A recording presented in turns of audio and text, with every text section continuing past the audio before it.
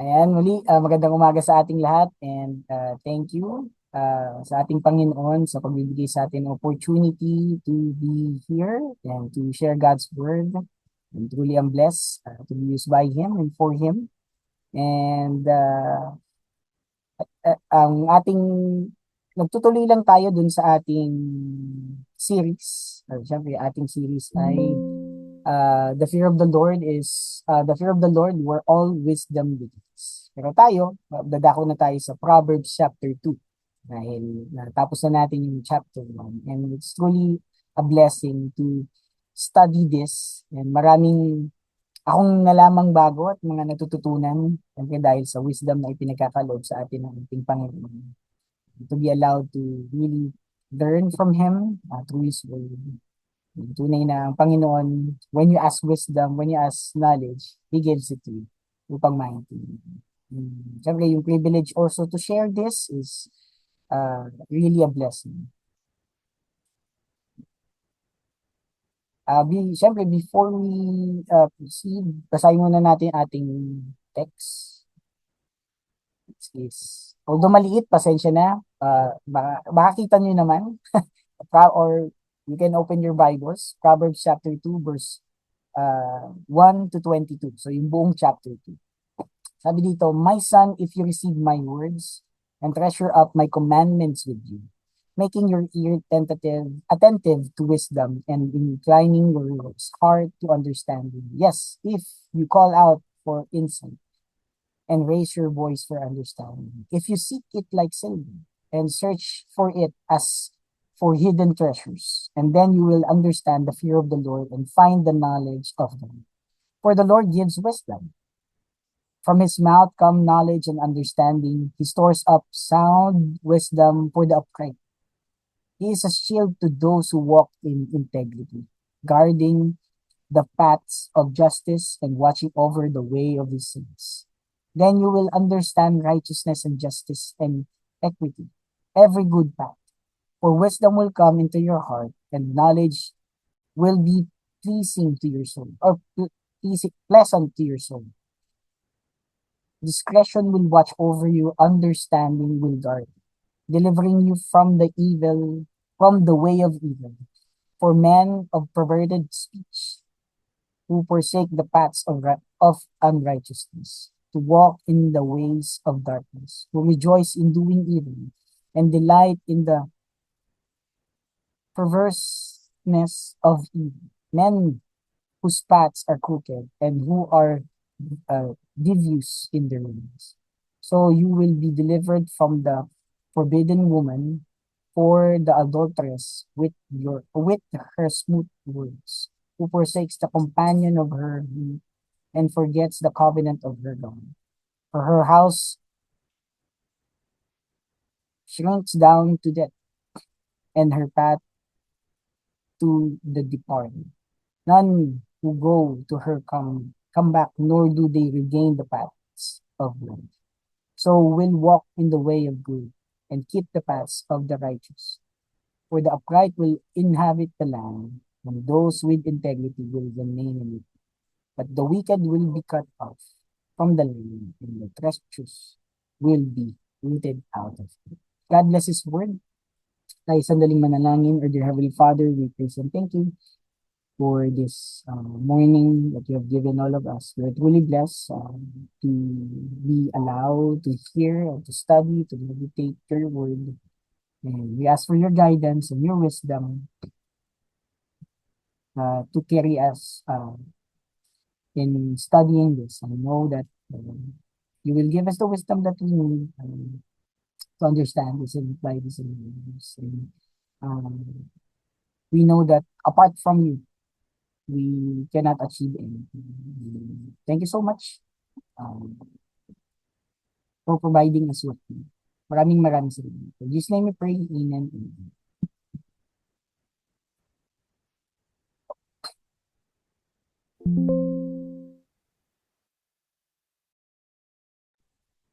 Muli, ang title ng ating topic for today, yung pag-aaralan is The Search for the Hidden Treasure. How Wisdom is Found.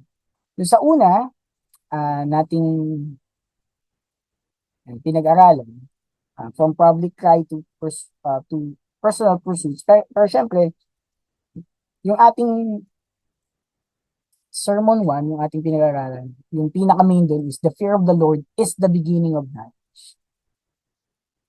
Sabihin, if we have this reverential awe towards God, we will receive the knowledge that we need, that is essential sa ating buhay. Because apart from God, we will not know what is right and what is wrong. Second was the first test, the sinners enticing us to evil. And dito naman tinuruan tayo how to avoid, how to not be enticed by evil doings. And nakita natin kung how the father advised or told the son what to do. At ganun din ang sinasabi sa ating Panginoon.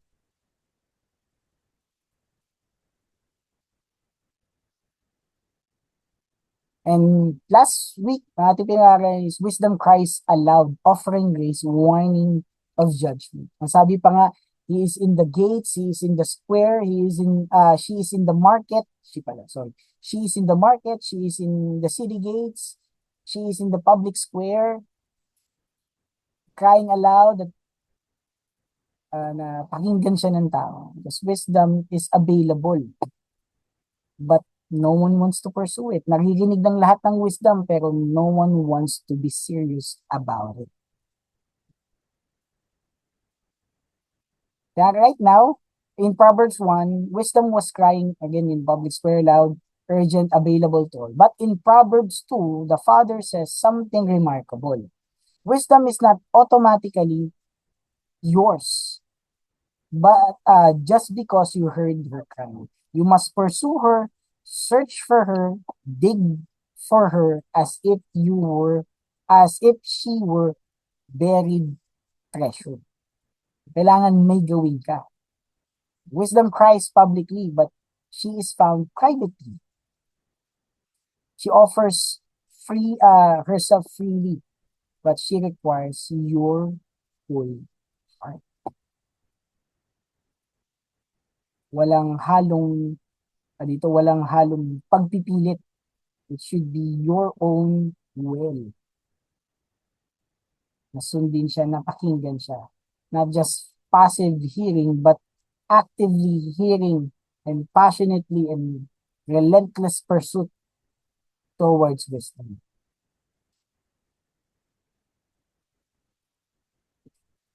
Kaya yung part 1 natin is the condition. So sabi, kaya sabi dito, my son, if you receive my words and treasure up my commandments with you, making your ear attentive to wisdom and inclining your heart to understand. Yes, if you call out for insight and raise your voice for understanding, if you seek it like silver and search for it as a hidden treasure. Saan natin kinuha yung ating title? Search for the hidden treasure.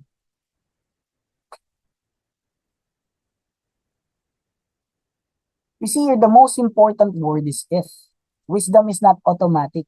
It's conditional. So, tingnan natin 8 verbs the son must act. Tingnan natin yung una. One is receive my word. Again, it is an active acceptance if you receive my word. To receive means to take hold of, to welcome, to embrace. And ano yung opposite nun? Is to reject or ignore. If you receive, makuha mo yung nasa latter part. Next is, ano pa? If you treasure up my commandments, the Hebrew word sapan means to store up, to hide away, to hoard. So like a man who hides gold in a secret place. The son must hide God's commandments in his heart. Katulad nung ginagawa ng mga, kung hindi ako nagkakamali, yung mga nag-aaral ng salita, nilalagay yung sa box at nilalagay kung pwede dito, as nakalagay dito yung nakasulat sa papel, nakalagay sa box, nakalagay sa nakatali sa ulo o tali sa paa. Nung panahon sa Old Testament times. Sabi nga, this is Psalm 119:11. Sabi, I store up your word in my heart that I might not sin against you. So if we hold the word of the Lord and make it like treasure, we hide it in our hearts, I think less and less sin will be committed. Less and less mistakes will be done sa ating. Next is, make your ear tentative, attentive. Make your ear attentive to wisdom. The ear must incline, stretch out, leaning toward wisdom. This is not casual listening, but it is a posture of a student desperate to hear every word.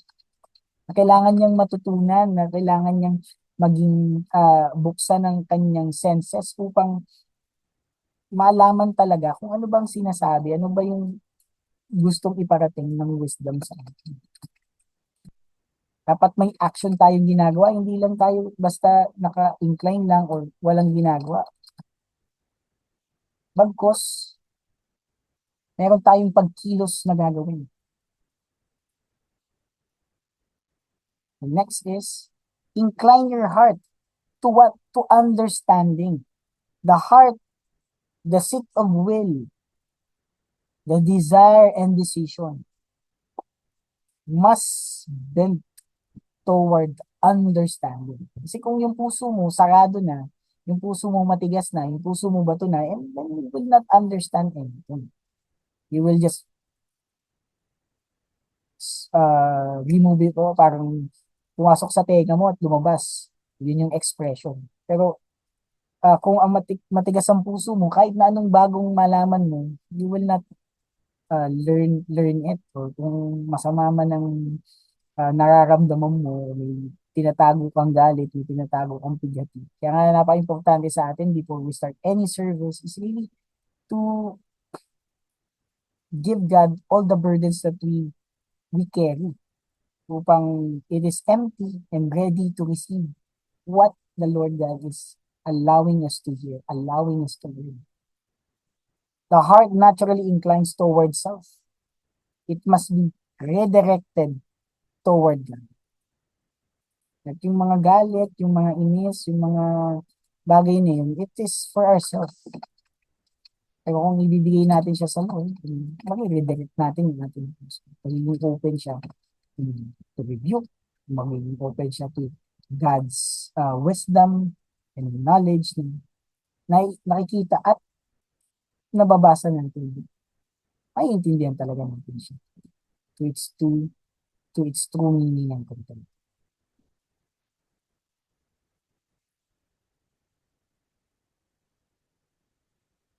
Next is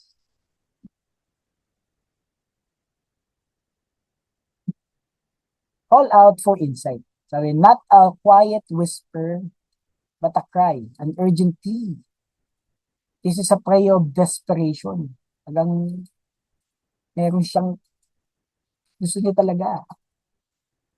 Gumagawa siya ng paraan. He is praying desperate. God, give me wisdom or I will perish. Ganun siya ka-desperate. Parang ganun yung dating.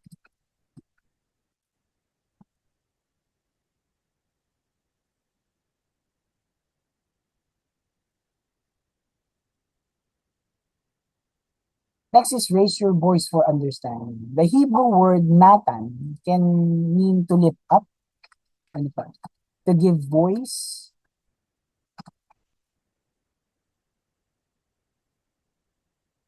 this is persistent, loud, public prayer, not shameful, not quiet, but bold. Hindi siya, ano lang, hindi siya tahimik lang sa gilid at doing nothing, but doing something. Uh, really having, really telling the Lord what He wants and what He needs. Is doing something. Next is seek it like silver. Minor do not casually find silver. Really, parang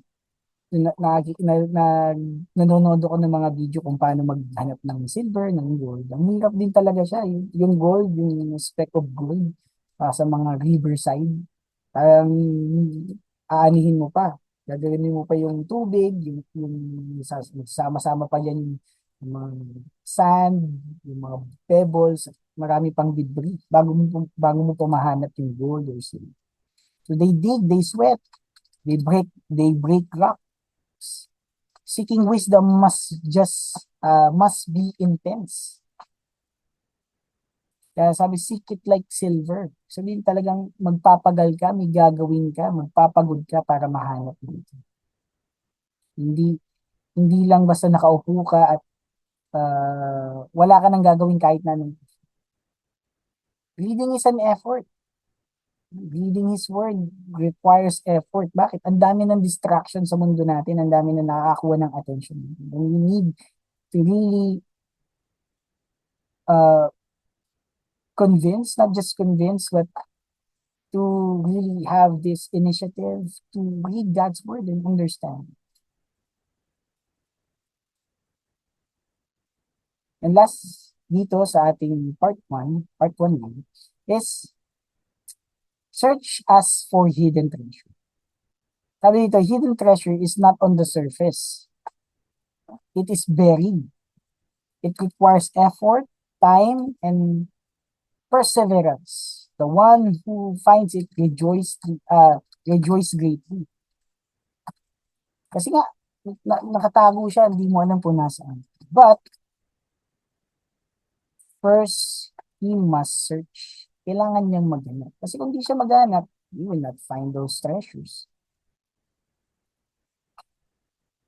Kaya tingnan natin yung progression kung paano sinabi ito ni King Solomon. Una, receive, then treasure, then make attentive, incline, call out, raise voice, seek, search. This is not a passive receiving of information.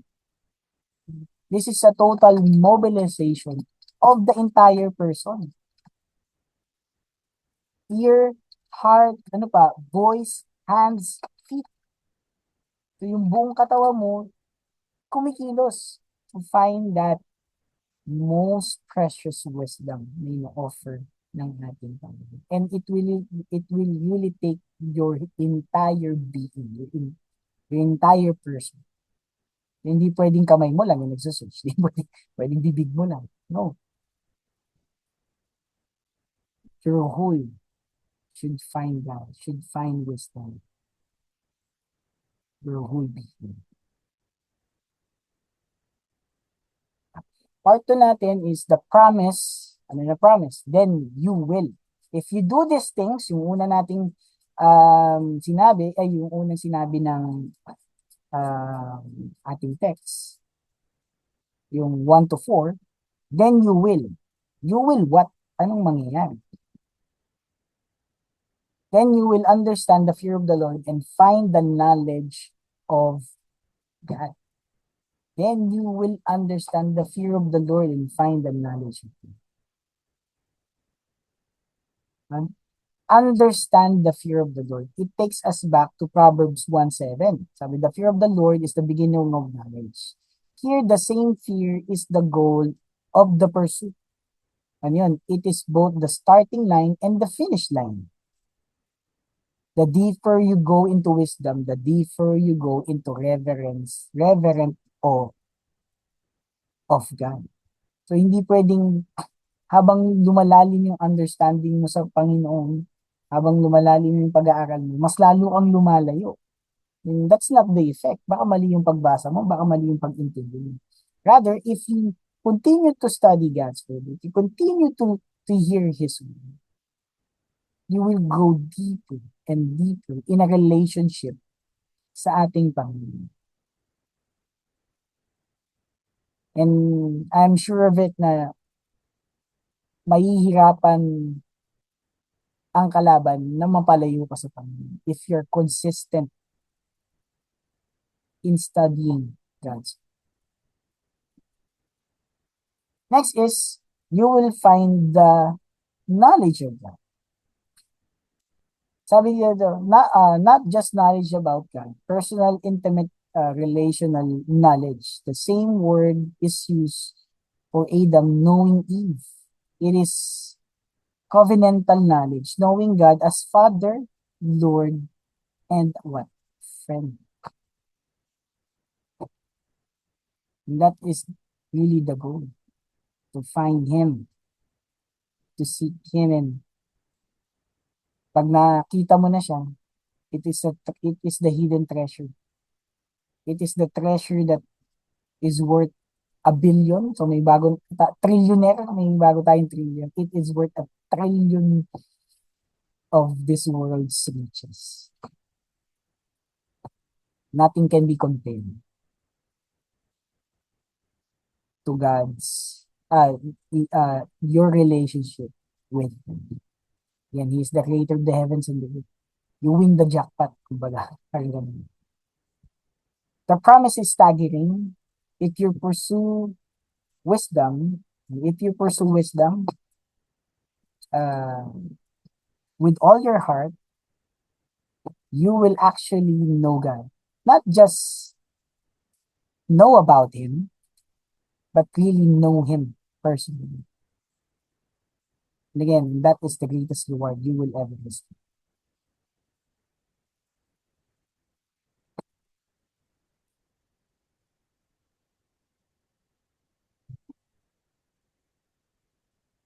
And next is the source. The Lord gives wisdom. For the Lord gives wisdom, for His mouth come knowledge and understanding. He stores up sound wisdom for the upright. He is a shield to those who walk in integrity, guarding the paths of justice and watch over the ways or the way of His saints.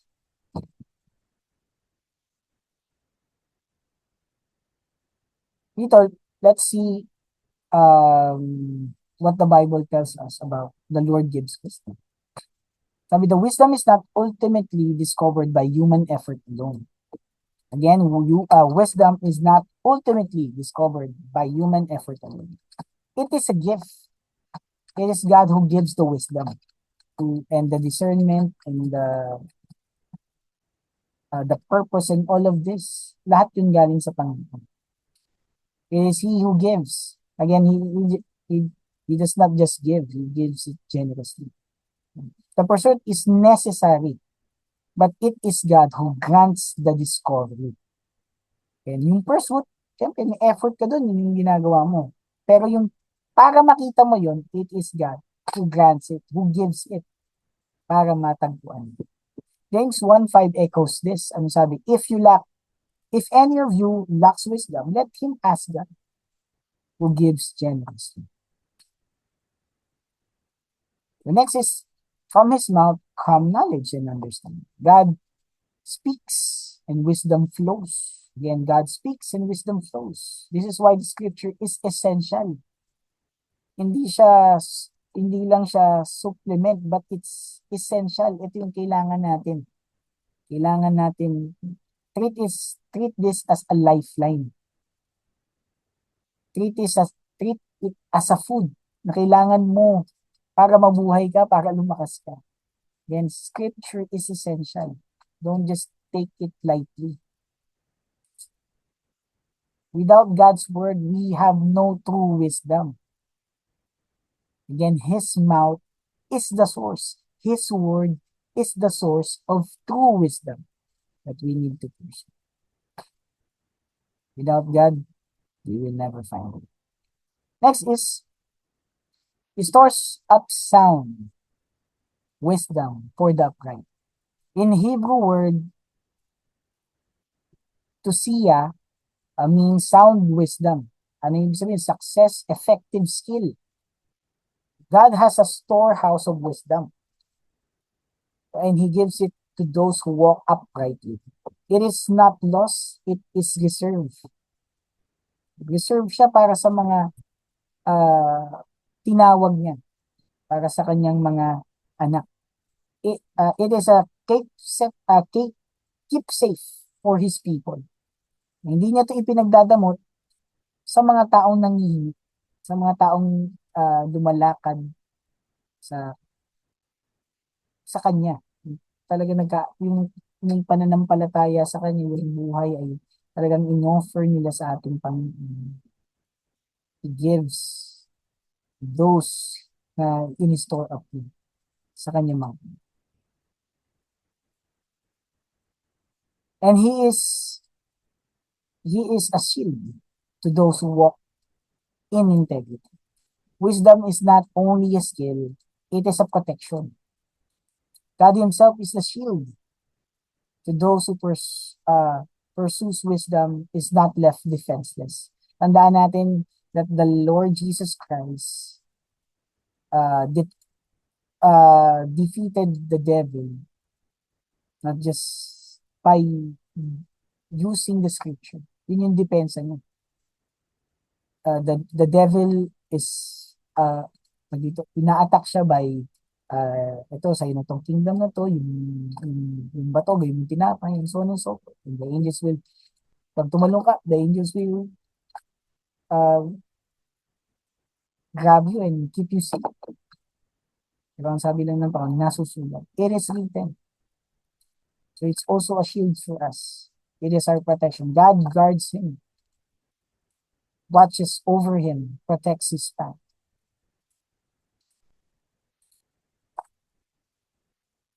That is why we really need wisdom. We really need his word for us to understand all things, to be protected in any pursuit.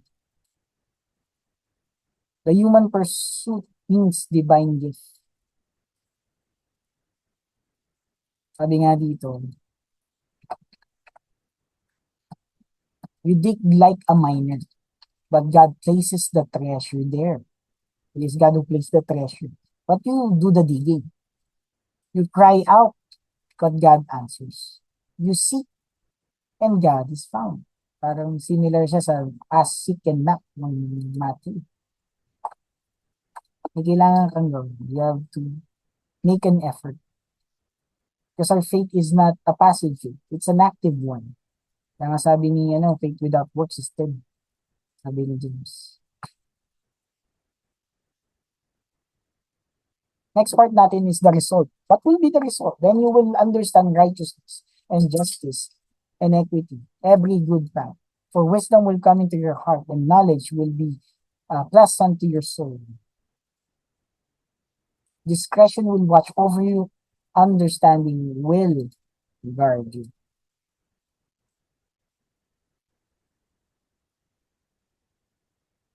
The righteousness, justice, and equity. These are the three great ethical pillars of the Old Testament. Righteousness is conformity to God's standard. Justice is fairness towards others. And equity is impartiality and uprightness. The wise person knows how to live rightly in every relationship. And for you to achieve that again, you should have wisdom, true wisdom that comes from the Lord. Next is wisdom into your heart. Not just into your head, but into your heart. Wisdom becomes internal part of your character, not just external information. Because your heart is the main thing. Kaya siya nasa gitna. And everything flows in it, sabi ng scripture. Kaya kung ano yung nasa puso mo, yun yung lumalabas. Kung puro galit, lagi ka ng galit. Kung inggit, lagi ka ng inggit. But if you store up wisdom na nanggagaling sa Panginoon, eventually, it will come out also. Not just internally, but externally. The wisdom that you have acquired because of you giving the Lord your entire being. Really searching for that hidden treasure. God allows you to search, and then you will find.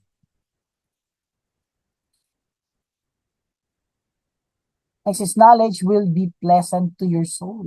The wise person does not resent wisdom. He delights in it. Sabi nga ng Psalm 19:10 says God's word are sweeter than honey. Sa mga hindi mananampalataya, sa mga galit sa Diyos, ang salita ng Diyos is not sweet as honey. They rebuke it, they ridicule it, saying that the Lord God doesn't exist. But to a man, sa tao na talagang ibinigay niya ang buhay niya sa Diyos, and that the God allowed him to really serve him and be his son or his daughter, is a wise person. And God's word will be sweeter than honey. Kasi nung una kong binasa ang Biblia nang hindi pa hindi ko maintindihan para siyang passive. God, if God calls you, He is also the one who gives you the wisdom and the knowledge to understand it. But you need to pursue Him. That is the experience of the one who was found wisdom. Next is discretion will watch over you. Understanding will guard you. A bodyguard, not just a tool. Wisdom is not, again, it is not just a tool. It watches, it guards, it protects you from danger you cannot see.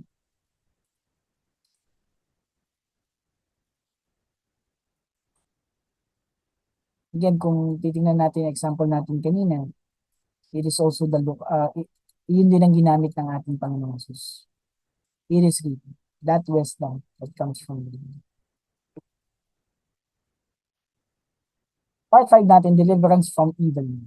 Delivering you from the way of evil, from men of perverted speech, who forsake the paths of uprightness to walk in the ways of darkness, who rejoice in doing evil and delight in the perverseness of evil, men whose paths are crooked and who are devious in the ways. Again, wisdom is not only a passive or positive instruction. It is also a negative protection. It protects you. It delivers you from evil men. Ano ba yung mga evil men? Men of perverted speech. They twist words, they lie, they deceive, they corrupt language. They speak evil as if it were so good. Nagsasalita sila ng mga masasamang bagay na akala mo totoo, nakala mo tama. And marami tayo nakitang ganyan. They are twisting their words, saying they're Christians, pero hindi naman pala talaga. Yun pala, nililoko ka lang. Kaya huwag tayo basta-basta maniniwala sa mga men who are great in speech. Baka nadadala lang tayo sa kung paano sila magaling magdala ng salita. But we have to test their characters.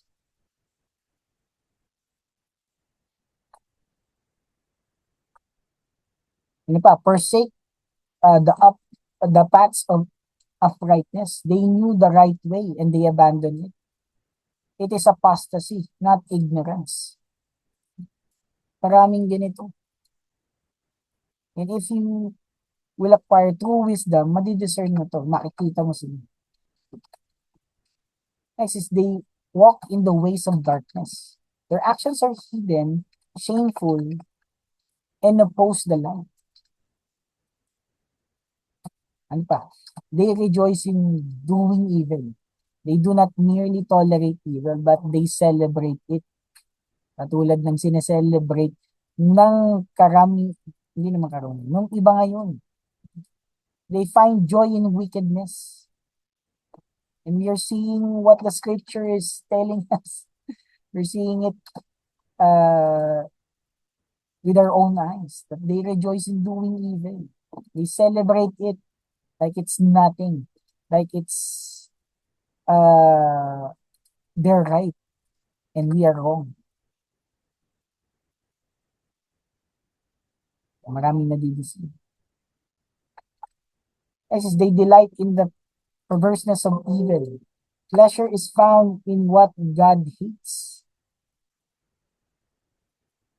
Again, pleasure is found in what God hates. Their paths are crooked and devious. They are untrustworthy, twisted, and impossible to follow with confidence. And wisdom delivers you from these men. How? By giving you discernment. You recognize their speech, you see their crooked paths. You are not naive. You are not deceived. Discretion guards you. Kaya, napaka-importante nung sinabi din mo, guard your hearts. You have to guard it. You have to guard yourself from evil things. Katulad nga nung warning nung father sa kanyang son doon sa chapter 1.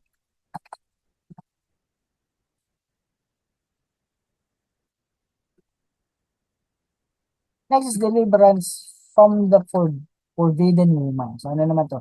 You will be delivered from the forbidden woman, from the adulteress with her smooth words, who forsakes the companion of her youth and forgets the covenant of her youth.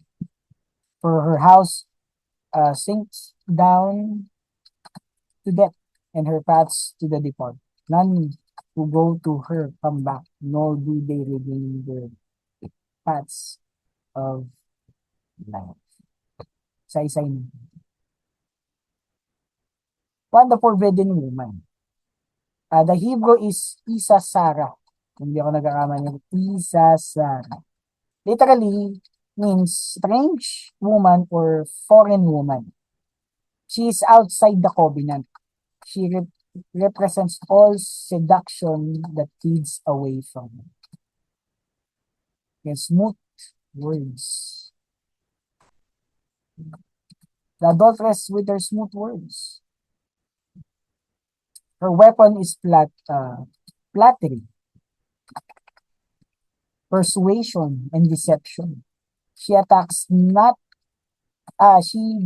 attack with violence. She seduces with words. Yung mga magagaling sa salita. Kaya nilang itago yung totoong meaning. That we should be careful. Yan, ang only counter to these things is wisdom that comes from the Lord. Ano pa? Sabi ng text. She forsakes the companion of her youth. She has broken covenant. She has abandoned her marriage vows. She is a covenant breaker. She dito she yung pinag-uusapan. But it can be a he sa buhay niya. Hindi natin alam. Be careful. She forgets her covenant with covenant of her God. This shows that the marriage is a covenant before God. To break it is to forget God Himself. Her house shrinks down to death. Her path looks like life. Ito naman ang karamihan, di ba? Nagpapanggap na ito ang buhay, ito ang dapat nating gawin, ito ang tama. But it leads to death. The word shrinks suggests a gradual, inescapable descent. So katulad ng warning nung tatay sa kanyang anak, slowly lang, sama ka lang ng konti, kasama ka lang, pero hindi ka nakiki-involve sa gawain nila. Sooner or later, ginagawa mo. And gradually, you will lose your will. Again, her paths to the departed, literally to the dead. Those who enter her house ends up in Sheol. Ano yun? The grave, the death place. If you follow him, you will be dead. You will die. Literally.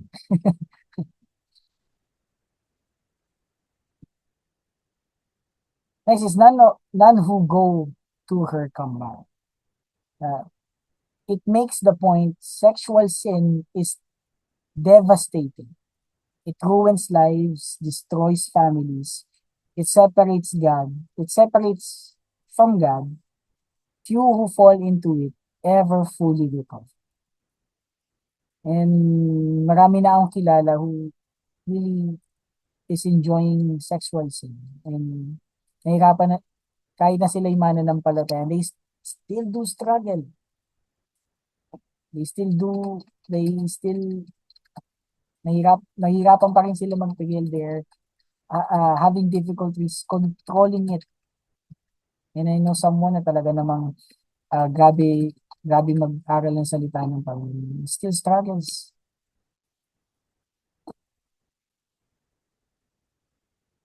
At sabi niya, Panginoon lang ang nagiging lakas niya. Kaya niya na paglalabanan. Kung wala ang Panginoon, he will just fall back to sin.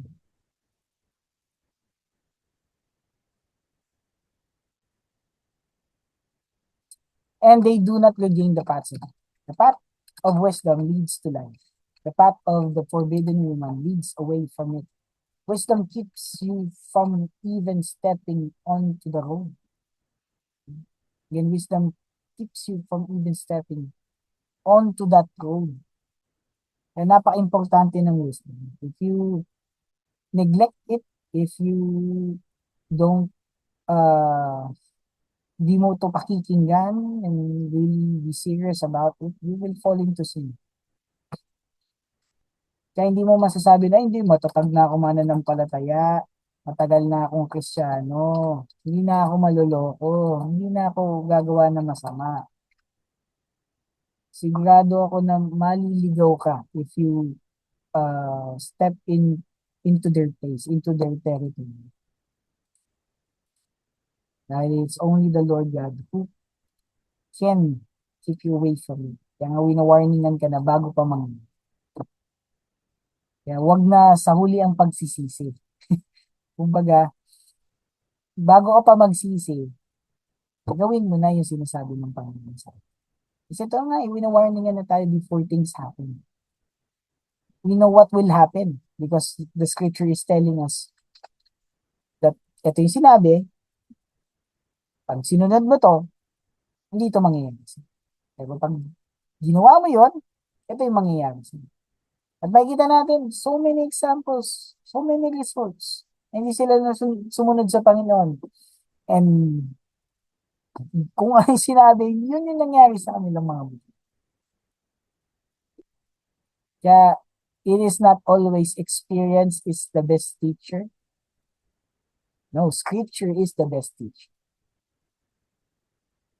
If you follow the scripture, you will not, hindi ka malilin. And no one will ever be led away from the path na kanyang na inilatag ng Panginoon sa kanya. Kung siya ay talagang susunod sa gawain.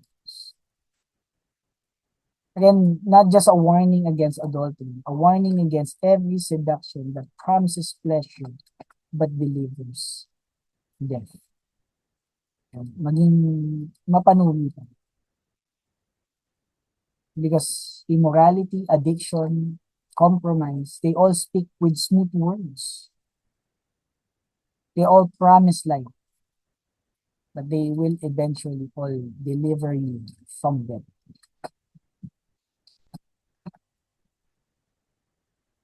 Next is, ito na yung last part natin is the final choice. Ano yun? So you will walk in the way of the good and keep to the paths of the righteous, for the upright will inhabit the land, and those with integrity will remain in it. But the wicked will be cut off from the land, and the treacherous will be rooted out of it. There are two ways. May dalawang path lang pwede tayong puntahan. There are only two choices. One is the way of good. The path of righteousness, integrity, and wisdom. The upright will inhabit the land. They possess the land and live in it and flourish in it. At tulad ng promise ng Panginoon sa kanyang bayan, echoes the promises of Abraham, and Deuteronomy's covenant deeds. But the other choice is the way of the wicked, the path of crookedness, treachery and evil. The wicked will be cut off, rooted out. They will be removed, uprooted, destroyed. Not because God is cruel, their own choices made them incompatible with the land's life. Minsan lagi natin sinisisi sa Panginoon yung mga masasamang bagay na nangyayari sa atin. All things work together for good. Pero yung consequences minsan, or yung mga bad things na nangyayari sa atin, ay baka consequences lang ng mga pinili mong choices. Kaya napaka-importante, napipili ka ng tamang choice. Kasi kung mali yung choice na pinili mo, bakit ka nag-expect ng good result kung mali nga yung pinili? And you will only learn that if you obey God. If you really ask wisdom, true wisdom sa ating Panginoon. And He will help you decide what path, what choice, what destiny to choose.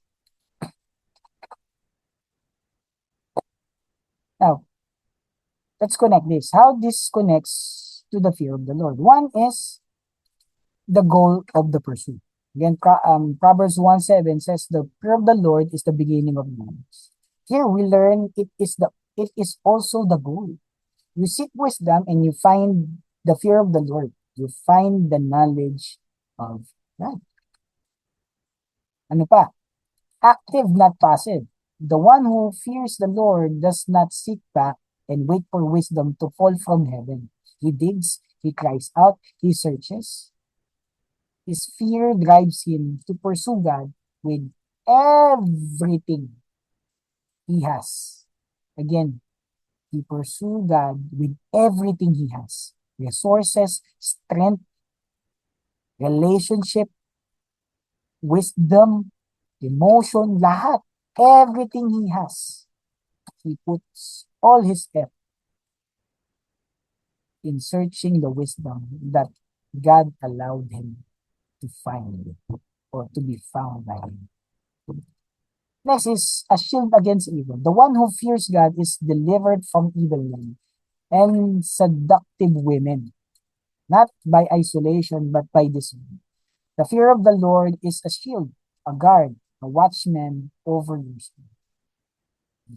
Lalakihan yan ang talaga namang kahinaan. Seductive women. Yan ang isa sa mga sin ng karamihan sa lalaki. And we should not fall for these tricks, these lies, na parang ang nagiging dating is maganda ang maraming babae, maganda ang maraming relationship. It will bury you to your death. It is not a happy place to be in. You have to really have wisdom from the Lord. At kung wala kang wisdom sa ating Panginoon, kung the Lord God will hide His wisdom from you because you are not pursuing it, then you will definitely will have a hard time finding it. But if you search, give all your effort, give all your cares, give all of you to the Lord, then I know you will find it. May iwasan mo itong mga bagay. If you continue to search God's word, if you continue to meditate and study it. Sa aming pastor, I think, yung dun sa pinag-aaralan namin sa module, we have two things to be careful. One is money, and second is women. Kasi karamihan ng mga workers or siguro alam niyo naman, maraming naririnig kayong news about si pastor, ganito, si pastor. There are two things na iniiwasan namin. One is again, money, and second is women. And dun mostly nagfo-fall yung ating mga soldiers ng ating Panginoon. That is why kahit kami, we should be careful with those things. Huwag kaming mag-fall under those things. Biguin mo mga mananampalataya na, biguin mo mga ginagamit ng mga pastor. And you will see it all over social media. Sabihin nito si pastor, may portang stapa, si pastor may kabit. Yan hindi siya kathang isip lang. Kundi it is already happening. That is why we should be careful kung yung mga ginagamit ng Diyos, sinasabi nila, ginagamit sila ng Diyos, still fall for those sins na sinasabi ng scripture. Paano pa tayo na ah, hindi nagpapagamit sa Panginoon? Paano pa tayo na napaupo-upo lang? And we will definitely have a hard time to escape those things, to na talaga makawala sa mga mga. That is why we should continue to pursue that wisdom, that fear in the Lord, that reverential awe, that respect, that obedience towards Him, upang hindi tayo, because God's word is your guard against those things. And if you pursue it, you will feel it. And yan application pa lang tayo, hindi pa application to. What this passage calls us to do? One is, syempre, examine your pursuit of wisdom. Are you passively hoping to become wise? Ang hirap naman nun. Are you passively hoping to become wise? Or actively digging, crying out, searching? The if of Proverbs 2 demands your effort. Yung faith na binigay sa atin ng Diyos, hindi faith na tulog lang. It requires you to move. It allows you to move. It allows you to do things, know things. But if you're not doing anything, you're just sitting there and kuya-kuya-kuy ka lang, you will not find it. Baka yung faith mo ay hindi talaga nakasentro sa Diyos. But if you have a true faith na nanggaling sa Panginoon, hindi ka mapapakali na nakaupo lang. You have to do something because that faith, that Holy Spirit that is empowering you, equipping you to do these things.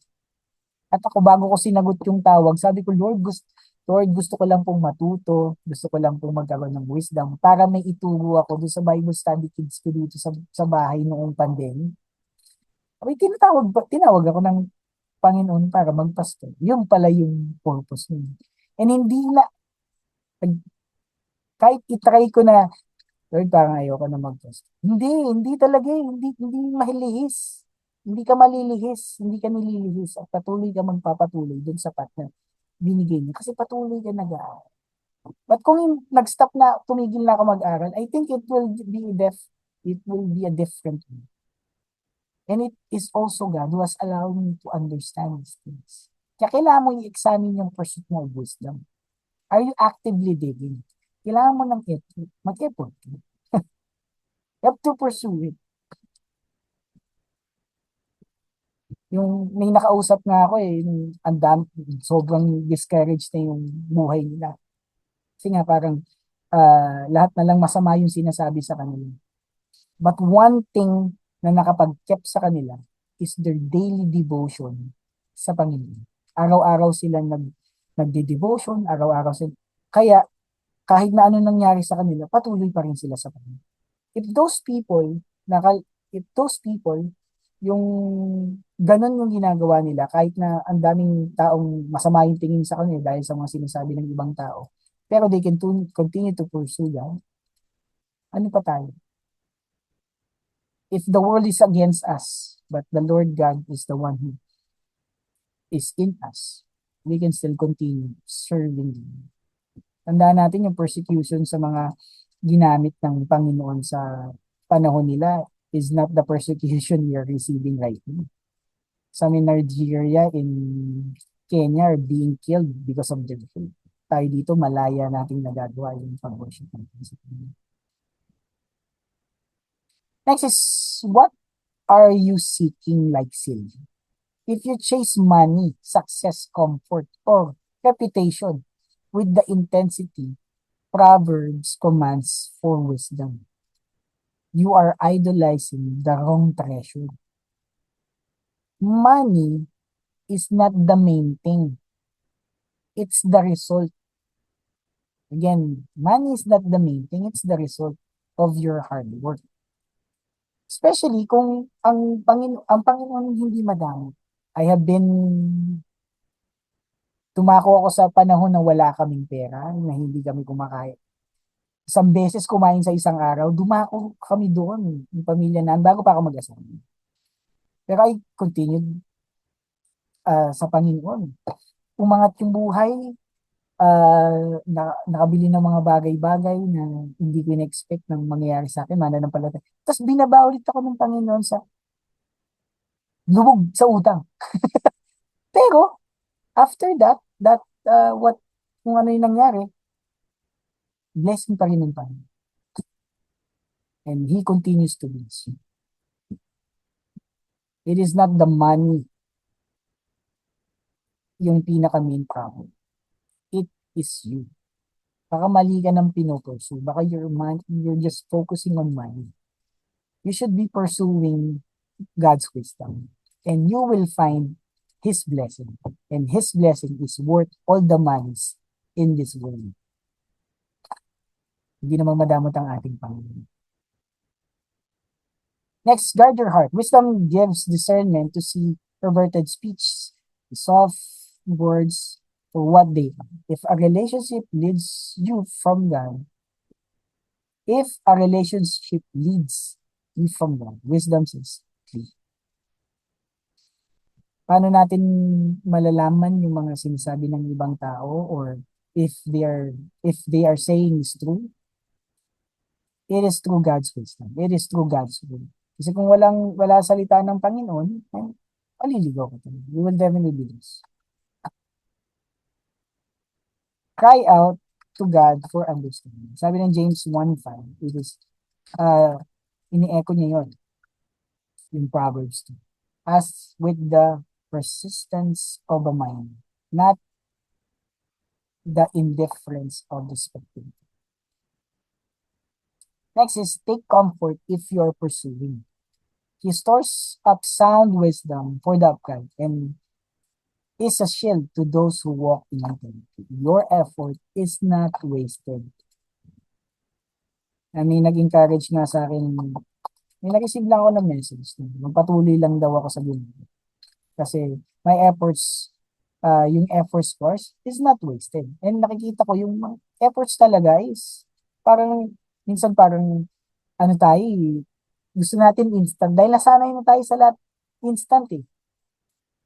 Katulad nga sabi ko kay Ate Shin, paano na lang kung nabuhay tayo sa panahon na hindi pa uso itong internet, hindi pa uso itong mga Zoom, mga ganitong sarili. Tayo magkikita in worship. Paano na lang ikaw magdadala ng mensahe sa mga taga-Japan?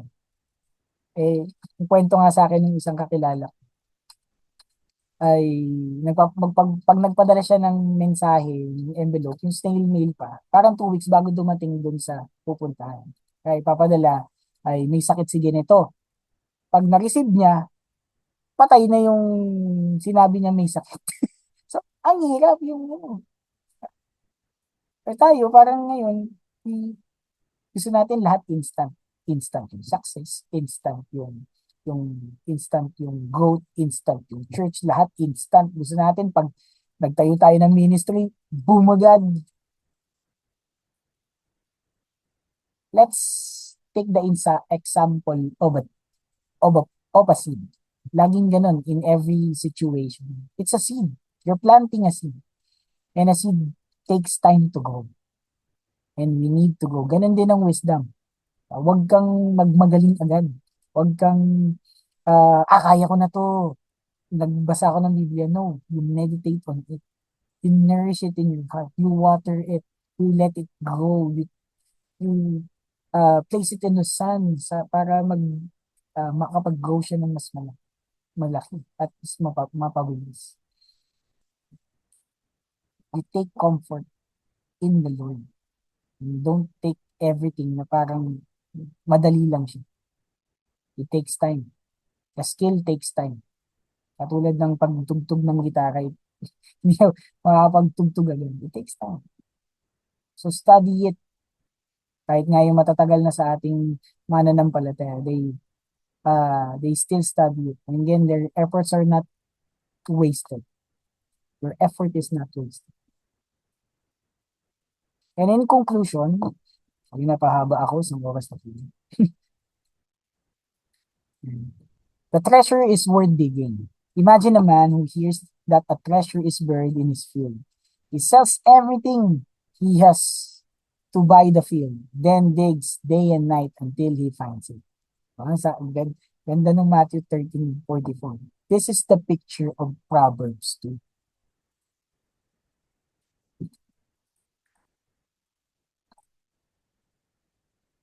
Wisdom cries in the street, but she is not found on the surface. She is very deep. She requires your whole heart, your persistent prayer, your diligent study, your active obedience for you to find it. It needs effort. Mag-i-effort ka. Although God allows the faith, gives the faith, gives the resources, gives everything, but you need to use those resources God is allowing you to use. Kaya ka binigyan mo para mahanap mo yung sinasabi ng teacher. And nothing is instant. When you find her, when you understand the fear of the Lord and find the knowledge of God, you realize every moment of digging was worth it. Again, when you understand the fear of the Lord and find the wisdom of God, you realize every moment of digging was worth it. You have found not just wisdom, you have found God Himself. And that's the best reward. Because that reward is not just here, it's also there. Your next life. If you have God right now, you will have God on the next. Again, He is a treasure that never fades, never runs out. So seek Him, cry out to Him, dig for Him, and you will be found again. And He will be found. Makikita mo ang Diyos. God bless His word. To God be all the glory. Tayo po'y sandali manalangin. Our dear Heavenly Father, we praise and thank you for the wisdom that you have imparted us today. And may we really be Christians who use our skills, our talents to pursue you, not for our personal gain. And may we really understand the words that it can protect us, and it can help us find the treasures we really want Panginoon sa aming mga buhay.